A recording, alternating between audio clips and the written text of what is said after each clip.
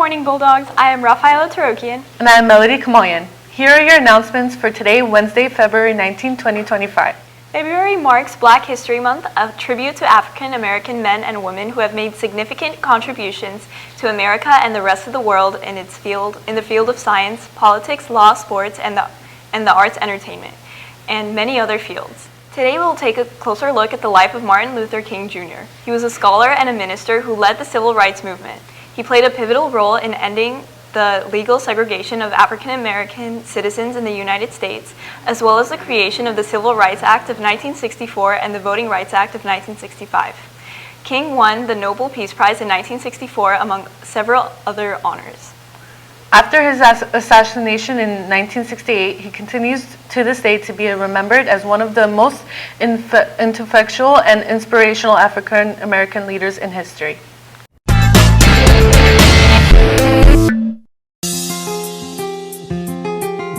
Martin Luther King Jr. was born in Atlanta, Georgia in 1929.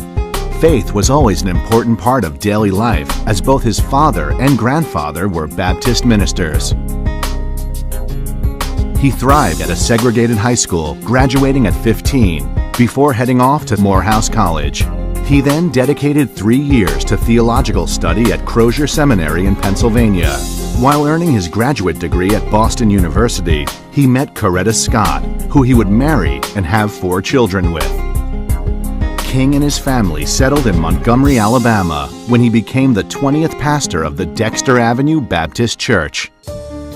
When Rosa Parks was arrested for refusing to relinquish her seat to a white man on a Montgomery City bus in 1955, the incident lit a fire under the burgeoning civil rights movement. His boycott of the bus system in Montgomery, Alabama was tremendously successful because he was incredibly strategic and he worked with other people to get the individuals in Montgomery, Alabama to understand that they weren't going to take it anymore.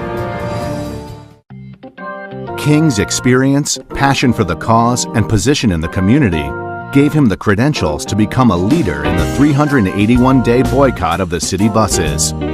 On December 20th, 1956, the Supreme Court ruled segregated buses to be unconstitutional. This was a major victory for the civil rights cause and proved King's nonviolent methods of protest could yield results. King was now the national face of the civil rights cause. He was jailed over 20 times, was once stabbed in the chest, his house was bombed, and he suffered relentless personal attacks on himself and his family. For a man of peaceful intentions, he unfortunately spent much of his life the target of violent intent, yet the threats never stopped him. Dr. King inspired thousands of people through his eloquence and through his fearlessness, especially after his home was firebombed with his wife and his children. They showed through their courage that they were prepared to give their lives to the cause of freedom. King worked tirelessly to promote the cause he so strongly believed in. And from 1957 through 1968, he traveled over 6 million miles, delivered 2,500 speeches, wrote 5 books, and dozens of articles. His hard work and ability to communicate earned him such respect that he earned the ear of President John F. Kennedy, who personally met with King. Of all the speeches King delivered, none has stood the test of time like his famous "I Have a Dream" speech. Symbolically delivered from the steps of the Lincoln Memorial in 1963, in front of 250,000 people, both black and white. King had become such a force in America that he was named Time Magazine's Man of the Year in 1963. A nice achievement indeed, but it paled in comparison when in 1964 he became the youngest man ever to win the Nobel Peace Prize. Martin Luther King Jr. was an American. He was deeply American. And what's striking to me is that he had more confidence and faith in American democracy, in the Constitution, and in the principles of fairness and opportunity than nearly all of his critics While in Memphis to lead a protest march defending the rights of striking garbage workers in April of 1968, King delivered a rousing speech titled, "I've Been to the Mountaintop." It would be his last. Standing on the balcony of his second-floor room at the Lorraine Motel in Memphis, King was shot and killed. In 1983, Ronald Reagan signed a proclamation declaring the third Monday of every January Martin Luther King Jr. Day, a public holiday to celebrate the man and what he stood for. Hey Bulldogs! My name is David, your IMA Vice President. And I'm Daphne, your concert mistress. This upcoming Friday, we will have a variety of our ensembles playing at our annual festival prelude concert. There will be a variety of genres of music throughout concert band, orchestra, and jazz band. Tickets are $10 for students, $5 for students with an ASB card, $15 for general admission, and for all BUSD teachers and staff, it'll be complimentary. The show starts at 7 p.m. at the Wolfson Auditorium at BHS. See you guys there!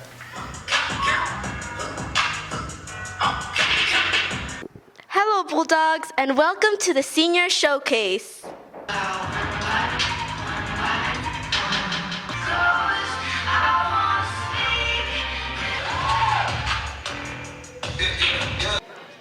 What has been your favorite performance so far?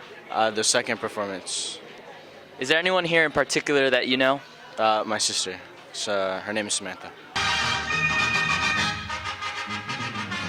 How are your feelings hosting the Senior Showcase? It's extremely nerve-wracking, but I know that I have an amazing support system behind me, and I knew my seniors would bring this show to life with ease. So nerve-wracking, but very exciting at the same time.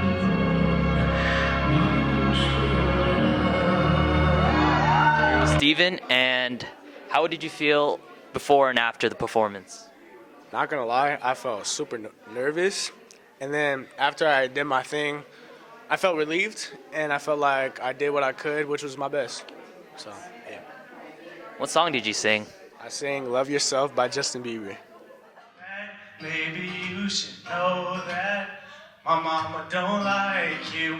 What inspired you to come to the show today? Our son, Stephen Thomas, who was performing tonight. And would you recommend this show to anybody else? Absolutely.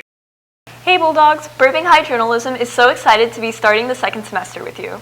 Please continue to keep a lookout for our monthly editions and participate in Dear Buster and the monthly comic caption competition. You can fill out these forms with these QR codes and to ask Buster for advice or to fill out the caption.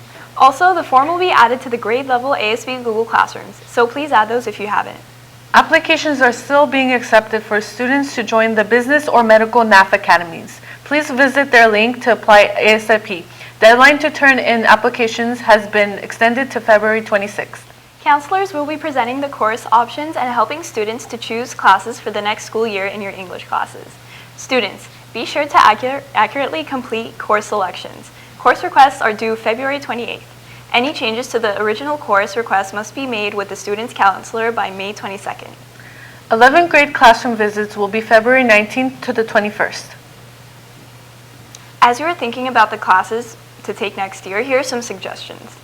Hi Bulldogs, I'm Ms. Cuspab, your BHS computer science teacher. As you're building your schedule of classes for next year, I want to encourage you to sign up for a computer science course. We offer beginner and advanced classes, so there is a class for you no matter what your coding experience. A computer science class can meet your high school practical art requirement, as well as fulfill the UC/CSU college prep elective requirement and count as a third or fourth year of math or science credit. As you learn to code, you'll improve your problem solving, critical thinking, and build a skill that you can add to your resume.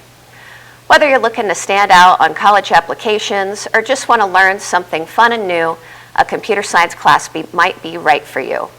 Drop by and see me in room 1139 if you have any questions. I look forward to working with you. The Burbank High School GSA is collecting new or gently used blankets and fabric to be donated to outreach programs for unhoused LGBTQ youth partnership with the Los Angeles LGBT Center. This year, due to the recent fires, they need for supplies is even greater, and any blankets you can donate will go a long way to make a difference. You can also come by Ms. Arevelo's room, room 1202 on Thursdays to help make blankets and donate. And you can earn service hours as well. Join them and make a difference through February 23rd. Be a part of the Burbank High School Art Show. In partnership with BHS's drama upcoming spring production of Hamlet at the Colony Theater, please submit any quality original 2D or 3D artwork. Short films related to the themes from Hamlet including family, love, heartbreak, life/death, hope, loss/tragedy, greed, and power.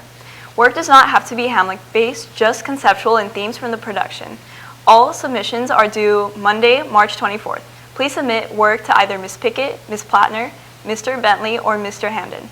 Bulldogs, do you need help with your homework? After-school tutoring is available from 3:40 to 4:40 p.m. on Wednesdays in room 1143 and on Thursdays in room 1318. There will be 2 teachers available to support students.